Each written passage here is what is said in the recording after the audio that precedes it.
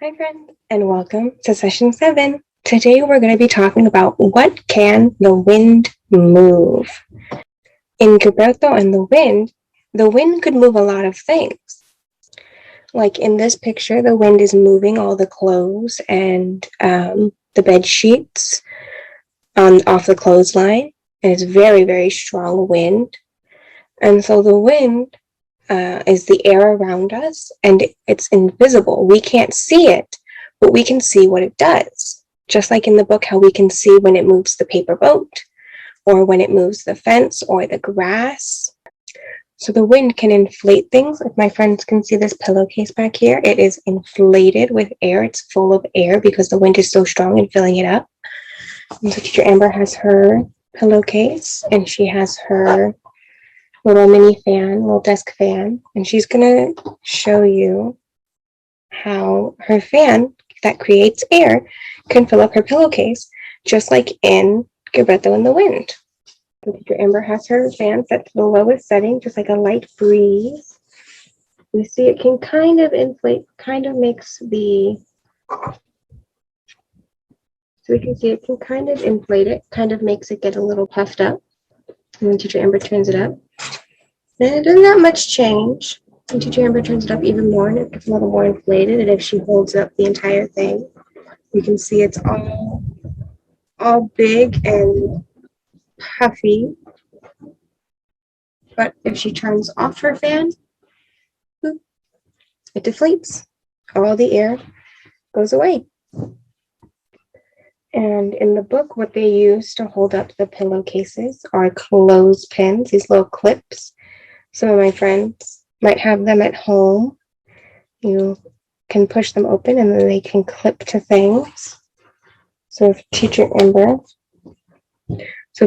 were to clip it on right here, and then in the book, nothing has fallen off the clothesline yet because the wind, it was pretty strong, but it wasn't strong enough to pull it off.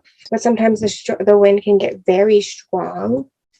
So here's a video of the air being super strong to break umbrellas. Like it means it's very stormy. And we can see some of the umbrellas are broken. Some of them are like flopping around a little bit. The flowers are being pushed over because the wind is so strong. People are having to hold their umbrellas so that their umbrella doesn't fly away. Oh, that one's got a big hole in it. And so the wind can be really, really strong and make it hard for things to stay upright. Like we saw, a lot of umbrellas were breaking. Sometimes the wind is so strong that it breaks trees. Sometimes it can even break houses, or it can move things, like really heavy things, like tornadoes can move really heavy things because the wind is spinning so fast. But also sometimes the wind can be kind of gentle and just slowly moving things. It can just be a slight breeze. Like the grass in this video, it's not moving really fast. It's not flopping over. It's just moving back and forth, gently flowing with the wind. So now, friends, we're going to see what else the wind can move. We're going to use Teacher Amber's little fan with its 3 settings to see if some of the things she has will be moved by the wind. Teacher Amber has 4 things that we're going to test to see if the wind can move it, and we'll start with level 1. And then we'll move up to see if it doesn't move at level 1, we'll see if it can move for the other levels. And she has 4 things. So she has some Legos, 2 Lego bricks. She has a little potter for plants. She has a balloon that's partially blown up. She has a spray bottle. So we're going to see if the things are easy to move, hard to move, or will not move based off the 3 levels of my little fan. Do my friends think this will be easy to move, hard to move, or it won't move at all? Let's find out. So Teacher Amber's going to turn on her little fan on the lowest level, and she's going to hold out the Lego bricks. See if they move. Yeah, Teacher Amber will move it a little better so my friends can see better. But My friends can see. It's shaking, although that might be because Teacher Amber's hand is shaking a little bit because her hands aren't that steady, but it doesn't really seem to be moving. Teacher Amber is going to switch hands for a second because she realized that she needs to be able to turn up the speed. So this is on level 2 now. Yeah, still not really moving. And level 3, yeah, the Legos aren't moving at all, friends. So that means that the Legos will not move in with the wind, at least the wind that Teacher Amber is able to recreate with her fan. So Teacher Amber resets it to 1. And so now Teacher Amber has her little plastic potter plant pot.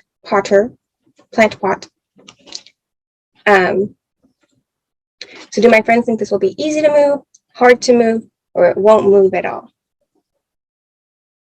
Let's find out, friends. So it's at level 1 right now. Oh, it flies right out of Teacher Amber's hand. See, this is just level 1, flies right out.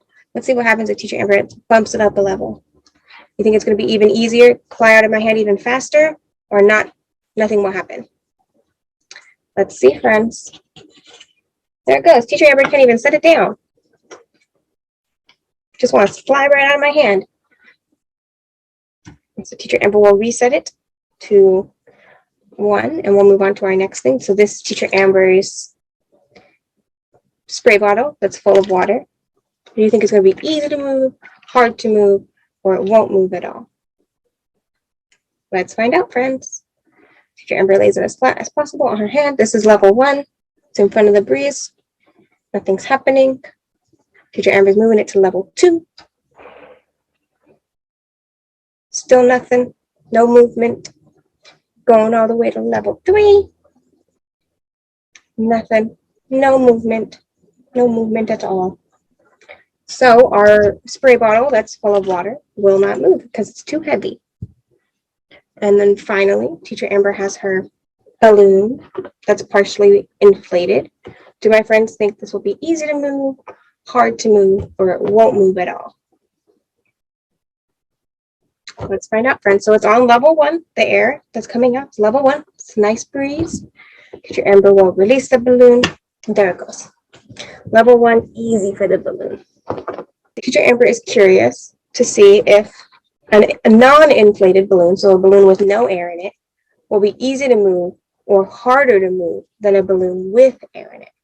So now Teacher Amber is going to have the balloon just laying flat on her palm.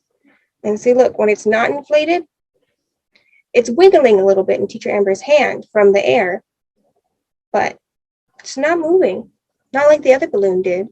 So Teacher Amber is going to up the air.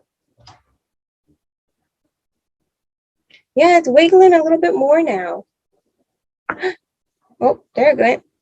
All Teacher Amber had to do was move the placement of her hand. Because see, when Teacher Amber had her hand flat, Teacher Amber had her hand flat like this, no movement, did not fly off her hand. But when Teacher Amber angled it, it flew off. And look, now it's not doing it again.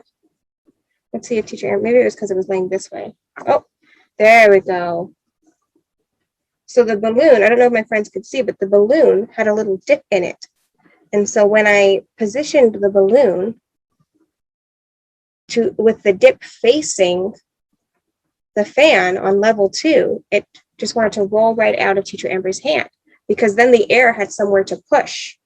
Whereas when the dip wasn't facing the fan, it didn't have anywhere to push. The air just went over the balloon and made it wiggle a little bit.